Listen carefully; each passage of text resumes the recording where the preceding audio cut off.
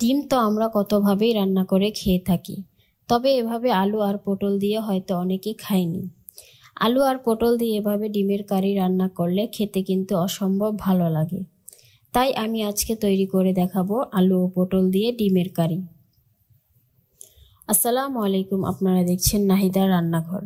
আমার আজকের রেসিপি আলু পটল দিয়ে ডিমের ঝোল। এর জন্য আমি এখানে নিয়েছি 2টো ডিম, আরও নিয়েছি আলু ও পটল। আমি পটলগুলো সুন্দরভাবে খোসা ছাড়িয়ে 2 টুকরো করে কেটে নিয়েছি। এছাড়া আলুগুলো খোসা ছাড়িয়ে গোল করে কেটে নিয়েছি। এই দেখুন, আমি ঠিক এভাবে কেটে নিয়েছি। বেশি মোটা করে কাটার প্রয়োজন নেই, বেশি মোটা করে কাটলে আবার সেদ্ধ হতে সময় লাগবে। এই পর্যায়ে আমি এর মধ্যে হলুদের গুঁড়া ও মরিচের গুঁড়া দিয়ে মেখে নেব।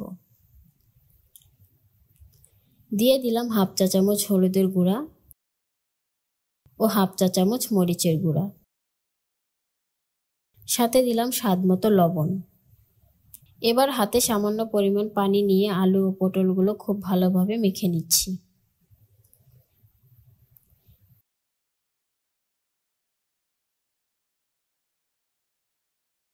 এগুলো মাখানো হয়ে গেলে এই পর্যায়ে ডিম 2টো ফাটিয়ে মশলা মেখে নেব।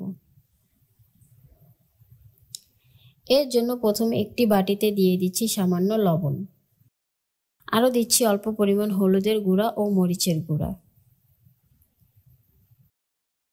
দিয়ে দিলাম ধনিয়া গুঁড়া ও আদা রসুন বাটা। এবার এর মধ্যে 1/2 চা চামচ পানি দিয়ে মশলার একটি পেস্ট বানিয়ে নিচ্ছি। এরপর এর মধ্যে ডিম 2টো ফাটিয়ে দিয়ে দিলাম।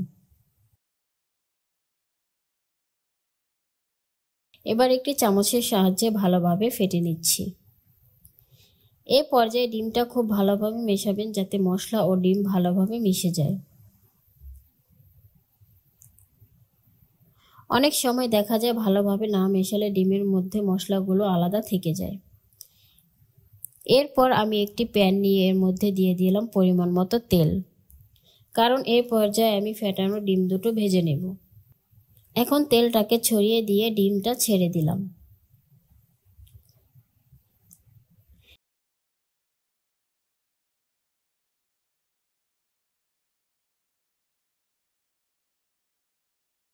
ডিমের এক পাশ হয়ে এলে উল্টে দিলাম, খুব সাবধানে উল্টাবেন। অত বেশি লাল করে ভাজার প্রয়োজন নেই, ঠিক এরকম করে ভাজলেই চলবে।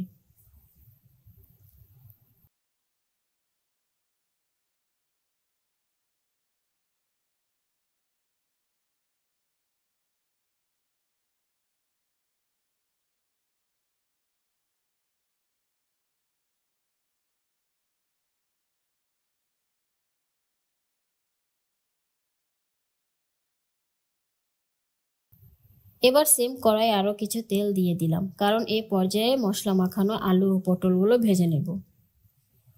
সর্বপ্রথম আমি পটলের টুকরোগুলো দিয়ে দিলাম।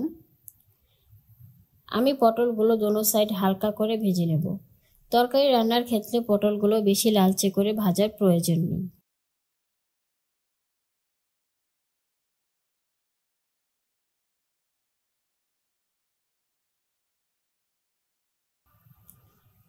বাকি পটলগুলো ঠিক এভাবেই ভেজে নেব। এরপর ভেজে নেব আলুর টুকরোগুলো। আমি আলুগুলো একটি একটি করে দিয়ে দিলাম। আলুগুলো খুব বেশি ভাজবো না, 2 পাশ হালকা লাল হলেই নামিয়ে নেব।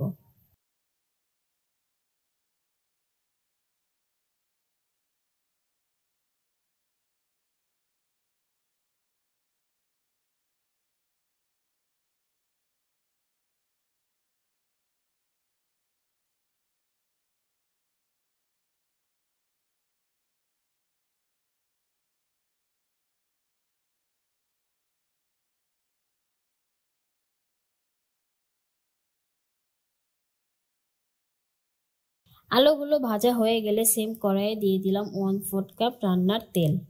এরপর একটি তেজপাতা মাঝখান থেকে চিড়ে দিয়ে দিলাম। দিয়ে দিলাম 1/2 কাপ পেঁয়াজ কুচি। দিয়ে দিচ্ছি স্বাদমতো লবণ। পেঁয়াজের মধ্যে লবণটা দিলে পেঁয়াজগুলো নরম হয়ে যায় এবং খুব দ্রুত কালার চলে আসে।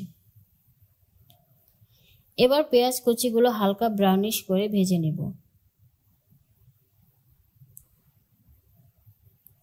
দিয়ে দিলাম 1 চা চামচ আদা রসুন বাটা। এবার তেলের মধ্যে আদা রসুন বাটাটাকে ভেজে নিচ্ছি।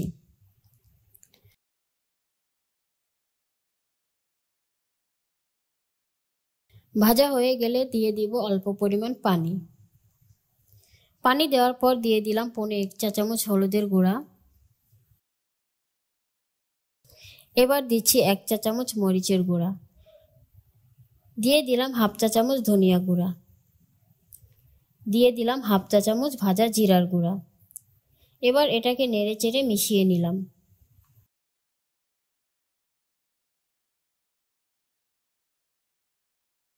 এটাকে খুব ভালো মতো কষিয়ে নিব। যখন দেখব এর পানিটা শুকিয়ে গিয়ে তেল উপরে ভেসে উঠেছে, ঠিক তখনই এর মধ্যে দিয়ে দিব ভেজে রাখা আলু ও পটলগুলো। এবার আলু আর পটলগুলো মশলার সাথে মিশিয়ে নিচ্ছি।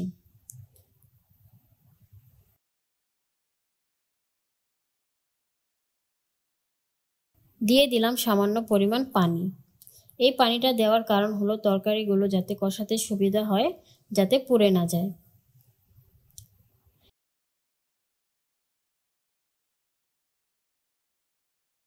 এবার 2-3টা কাঁচামরিচ মাঝখান থেকে কেটে 2 টুকরো করে দিয়ে দিলাম। এরপর একটি ঢাকনা দিয়ে ঢেকে দিলাম। চলে এলাম 5 মিনিট পর। আমি এটাকে 5 মিনিট কষিয়ে নিয়েছি। এবার নেড়ে দিচ্ছি। দেখুন এর রং কতটা সুন্দর হয়েছে। আপনারা সবসময় তরকারিতে মশলা পরিমাণ মতো দিবেন, তাহলে দেখবেন তরকারির রং খুব সুন্দর আসবে। আর তরকারির কালার সুন্দর হলে এটা দেখতে এবং খেতে ভালো লাগে। এবার দিয়ে দিলাম পরিমাণ মতো পানি। আমি এখানে তরকারির সমান সমান পানি দিয়ে দিয়েছি। দেখুন তরকারিতে বলক চলে এসেছে। এবার 2-3 মিনিট জাল করে নিয়ে দিয়ে দিব ভাজা ডিমগুলো। আমি ভাজা ডিমটাকে এভাবে 4 টুকরো করে নিয়েছি। আপনারা আপনাদের পছন্দ মতো কেটে নেবেন।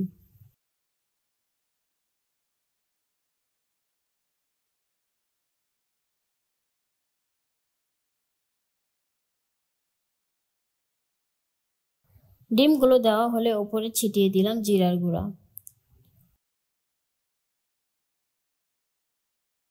এবার একটি ঢাকনা দিয়ে ঢেকে দিলাম। আমি এটাকে মিডিয়াম হিটে 6 থেকে 7 মিনিট রান্না করব।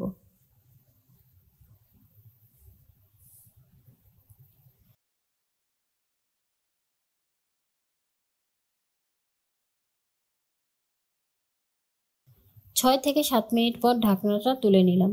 দেখুন তরকারিটা কতটা লোভনীয় লাগছে। এভাবে ডিম ও আলু পটল দিয়ে তরকারি রান্না করলে যে কেউ খেয়ে মজা পাবে। তরকারি রান্না প্রায় শেষ, তবে আপনারা আপনাদের পছন্দ অনুযায়ী ঝোল রেখে নামিয়ে নেবেন। আপনারা অবশ্যই বাড়িতে এভাবে ট্রাই করবেন। আশা করি ভালো লাগবে। আর ভিডিওটি আপনাদের কাছে ভালো লাগে থাকলে অবশ্যই লাইক এবং সাবস্ক্রাইব করে পাশে থাকবেন। ধন্যবাদ।